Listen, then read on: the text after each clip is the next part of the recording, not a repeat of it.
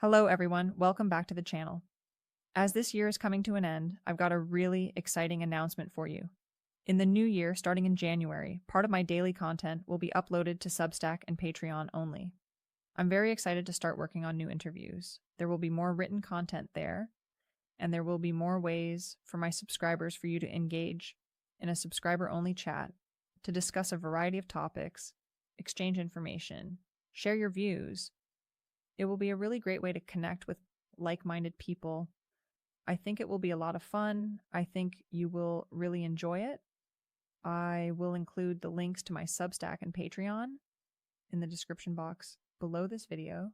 Make sure that you are subscribed, and I look forward to seeing you on those two platforms. Now let's talk about Germany. Not the Germany of powerhouse exports, industrial dominance, and fiscal discipline. No, those days are long gone. But the Germany that's been struggling to get back on its feet after what is now a multi-year recession. This week, the Bundesbank delivered a reality check that completely undercuts the idea of a fast, debt-fueled comeback. The headline sounds mild at first. It says Germany will grow again eventually, but when you look closer, it is clear how grim this actually is. According to the Bundesbank, Germany won't even claw its way back to pre-recession GDP levels until late 2026. At best, that is the best-case scenario. So at best, that's 4 years of lost momentum in Europe's largest economy. And this is despite a massive, truly massive borrowing spree.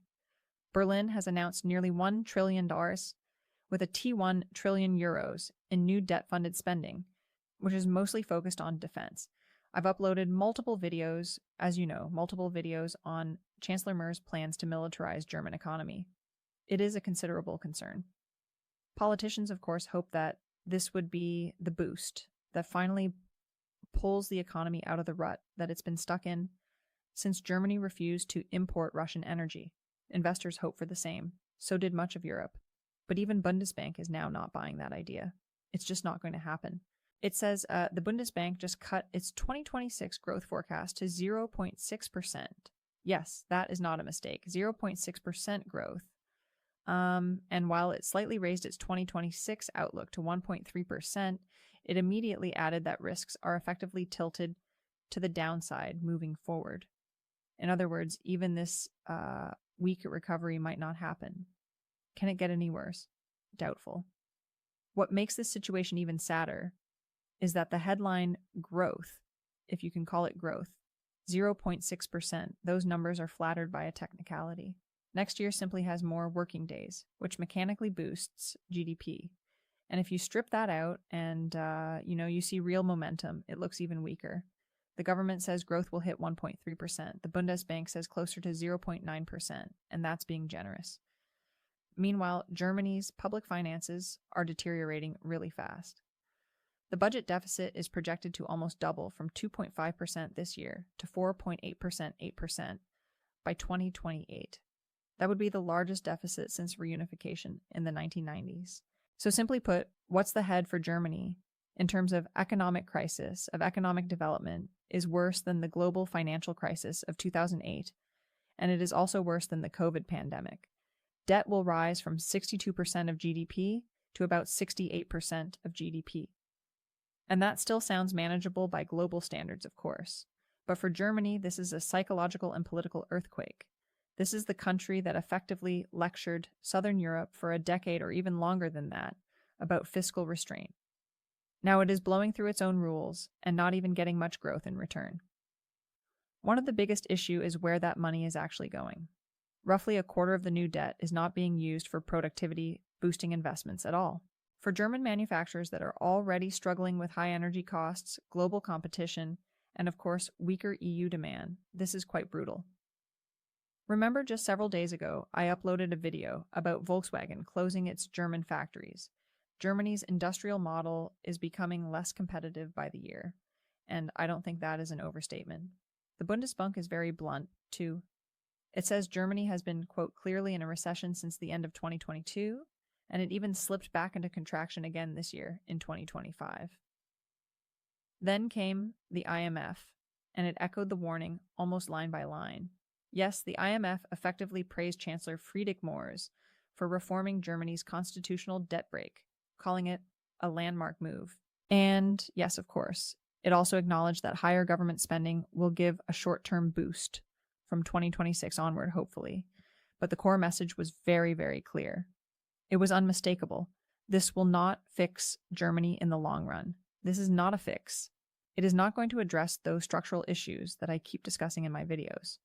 After 4 years of stagnation, the IMF says Germany needs structural reform, not just stimulus. This can be done by boosting productivity and also modernizing an economy that is still rather heavily focused in slow growth manufacturing sectors that face quite a significant global competition, especially from China. Now let's switch to another factor that affects Germany's decline, and that is demographics. Demographics are another ticking bomb. Germany's working age population is projected to shrink faster than any other G7 country.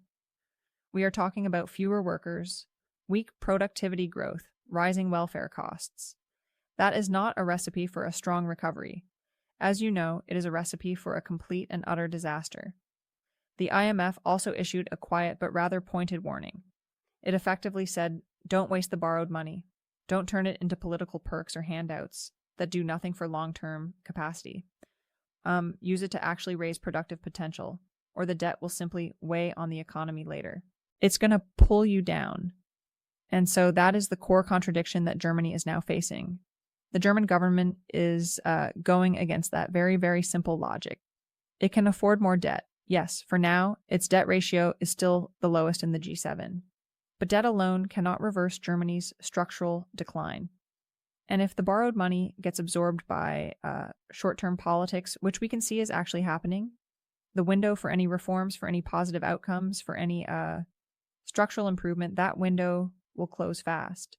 Well, in fact, it's already closing, given Chancellor Merz' militarization plans. Germany is no longer the automatic growth engine of Europe, and it is an aging high-cost economy that is effectively trying to borrow its way out of stagnation. The danger isn't collapse. The danger is something slower and much more painful. It is a slow but steady decline that will end in a complete transformation of Germany and its economy. And if Germany can't fix itself, the consequences won't stop at its borders. Europe's economies are slipping, and no amount of deficit spending, no amount of new debt can hide that any longer. Stay tuned. I will keep you updated here on YouTube and over on my Substack on Patreon. If you are in Germany, leave us a comment and let us know your thoughts on this issue. We would love to hear from you. Thank you so much for watching. I truly appreciate you being here. Support my work if you haven't already, and I will see you back here soon. Take care.